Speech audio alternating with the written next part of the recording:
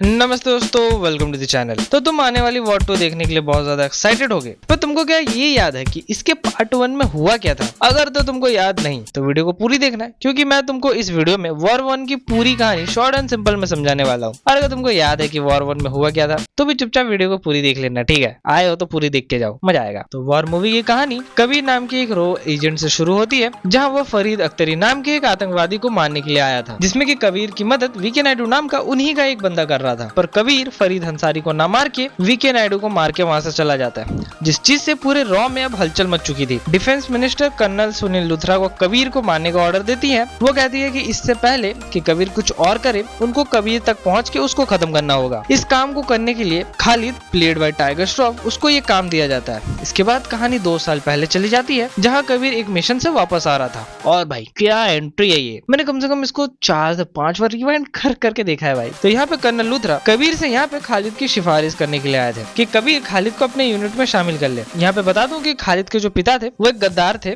जिसको कि कबीर ने अपने हाथों से मारा था, जिसके बीच में उसका जो टीममेट था उसकी भी मौत हो गई थी। इसीलिए कबीर कहता है कि वो इस गद्दार के बेटे को क्यों अपने टीम में लेगा। कर्नल लुथरा यहाँ पे कबीर से कहता है कि ये जानने के बाद भी कि तुमने उसके बाप को मारा है, वो तुमसे सीखना चाहता है, अपने परिवार का ये दाग मिटाना चाहता है। कबीर खालिद को अपने टीम में लेने के लिए मान जाता है, पर अगर उससे एक भी गलती हुई तो वो खालिद को टीम से बाहर निकाल देगा। उनके पहले मिशन में खालिद बहुत अच्छा परफॉर्म करता है, जिस वजह से उसके टीममेट्स उससे बहुत ज्यादा खुश थे। पर कबीर उसको बुला के कहता है कि खालिद ने उनसे झूठ बोला है। यहाँ पे हम लोग को पता चलता है कि खालिद की जो राइट आई है उसमें एक ब्लाइंड स्पॉट है, जो कि उसे अपने बचपन में ही मिला था, जब उसे उसके स्कूल के बच्चे पीट रहे थे। पीट इसीलिए रहे थे क्योंकि वो एक गद्दार का बेटा है। खालिद कहता है कि वो बहुत ज्यादा मेहनत करेगा और अपना बेस्ट देगा, जो सुनने के बाद कबीर उसे अपने टीम में ले लेता है और एक एडवाइस देता है कि अपने पार्टनर को हमेशा अपने लेफ्ट साइड में रखना। और इस बात को याद रखना तुम लोग, आगे इसके बारे में बात करते हैं। अब आगे बढ़ने से पहले मैं तुम लोगों को रिजवान इलियासी के बारे में बता दूं। एक ग्लोबल टेररिस्ट है, जिसके बारे में रॉक इंटरनेशनल गवर्नमेंट को बताने की बहुत ज्यादा कोशिश कर रही है। पर रिजवान इलियासी अपने गलतियों को इतनी अच्छी तरीके से छुपाना जानता है कि बाकी गवर्नमेंट्स को लगता है कि ये सिर्फ एक नॉर्मल बिजनेसमैन है। कबीर इसके पीछे पिछले 5 साल से नजर रखे हुए था, और अपने पिछले मिशन में उसने एक आदमी को जो पकड़ा था, जिसकी वजह से इलियासी को अपने बिल से बाहर आना पड़ता है। जिसे पकड़ने के लिए कबीर एंड टीम वहाँ पहुँच जाती है और उसे पकड़ भी लेती है। पर कबीर की टीम में गद्दार था नेम सौरभ, जो कि इनकी टीम को धोखा दे देता है,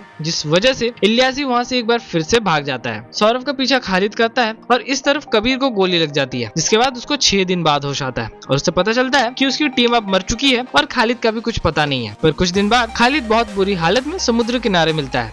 अधमरा था पर जिंदा था। अब हम वापस प्रेजेंट डे में आते हैं, जहाँ कबीर अपने और एक टारगेट को खत्म कर देता है और रो वाले कुछ नहीं कर पाते, जिस चीज से कर्नल लुथरा बहुत ज्यादा गुस्सा हो जाता है। मेट्रो में खालिद को कबीर मिलने आता है, जो कि खालिद को वहाँ पे वापस जाने के लिए कहता है, वरना खालिद बेवजह मारा जा सकता है। कबीर यहाँ खालिद को 2 ऑप्शन देता है कि कबीर ये सब क्यों कर रहा है, या फिर अपना नेक्स्ट टारगेट कौन या फिर क्यों। खालिद यहाँ पे कौन चुनता है, और इसके बारे में भी हम लोग एंड में बात करेंगे। कबीर उसे अपना नेक्स्ट टारगेट का नाम बता देता है, डॉक्टर उत्पल विश्वास। अब यहाँ पे कहानी फिर से 6 साल बाद चली जाती है, जहाँ कबीर फिरोज कॉन्ट्रैक्टर नाम के एक आदमी पे नजर रखा हुआ था। इन्हें शक था कि फिरोज कॉन्ट्रैक्टर कहीं ना कहीं इलियासी के साथ मिला हुआ था। कबीर यहाँ पे नैना नाम की लड़की को अपने क्लोज कर लिया था, क्योंकि फिरोज कॉन्ट्रैक्टर नैना से पहली नजर में अट्रैक्ट हो चुका था। कबीर को नजर रखते हुए क्लू मिल जाता है कि फिरोज कॉन्ट्रैक्टर इलियासी से मिला हुआ है। अब सबूत इकट्ठा करने के लिए कबीर नैना की हेल्प मांगता है। नैना पहले तो मना करती है, पर उसकी एक बेटी थी, जिसे कि कबीर प्रॉमिस करता है कि अगर नैना उसकी मदद कर देती है तो कबीर उसका ख्याल रखेगा। इसलिए नैना मान जाती है। नैना को बस ये पेन ड्राइव फिरोज के लैपटॉप पे डालनी थी, जिसके बाद सारा काम अपने आप हो जाता। नैना फिरोज के घर जाती है और दूसरी तरफ कबीर नैना पे नजर रखा हुआ था कि उसको कुछ हो ना जाए। पर कबीर को पता चलता है कि रिजवान इलियासी ने अपना प्लास्टिक सर्जरी करवाया है और फिरोज कॉन्ट्रैक्टर ही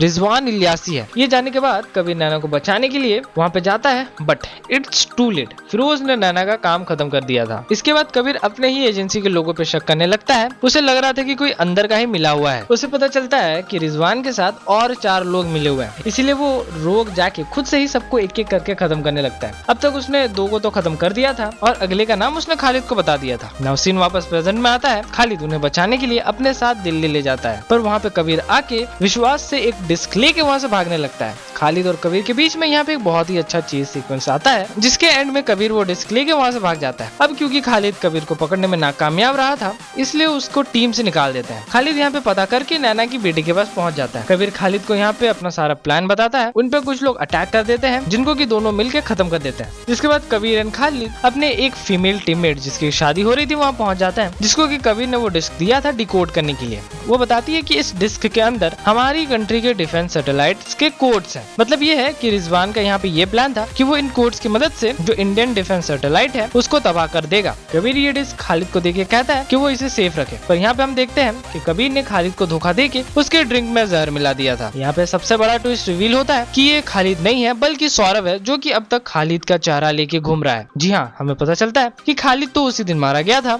जब वो सौरभ का पीछा करते हुए उसके पीछे गया था। खैर, तो इसके बाद हम देखते हैं कि सौरभ और रिजवान मिसाइल को लॉन्च कर देते हैं, पर वहाँ पे कबीर उनको रोकने आ जाता है। कबीर को पहले ही शक हो गया था कि खालिद में कुछ न कुछ तो गड़बड़ है, तो इसीलिए उसने पहले ही जहर का एंटीडोट ले लिया था। अब यहाँ पे फाइट शुरू हो जाती है, जिसपे रिजवान सौरभ के हाथों मारा जाता है और एंड में कबीर और खालिद के बीच में शोडाउन होता है। और यहाँ पे मैं बता दूं, one of the best fight scene हम लोग को पूरे मूवी का देखने को मिलता है। फाइट के एंड में कबीर सौरभ को खत्म कर देता है और हम देखते हैं कि खालिद की माँ को वीर पुरस्कार मिलता है खालिद के बिहाफ में। मींस कि उनके सर पे जो गद्दारी का टैग था वो अब हट चुका है। कबीर यहाँ कर्नल लूथरा से कहता है कि अब वो ऐसे ही रोक होके काम करेगा। और इसी के साथ ये मूवी खत्म हो जाती है। अब इसके आगे की कहानी हम लोग को वॉर 2 में देखने को मिलेगी। नाउ यहाँ पे मैंने तुम लोगों को बोला था कि 2 चीजों पे तुम लोग नोटिस करना, हम लोग इसके बारे में एंड में बात करेंगे। तो मैं नहीं, अब तुम लोगों ने पूरे एक्सप्लेनेशन देख लिए, तो तुम लोग मुझे कमेंट सेक्शन में बताओ कि तुम लोगों को कहाँ कहाँ पे शक हुआ कि खालिद ही सौरभ है। बाकी मैं तुम लोग से मिलता हूँ किसी और दिन किसी और वीडियो में। Till then love you all, bye bye.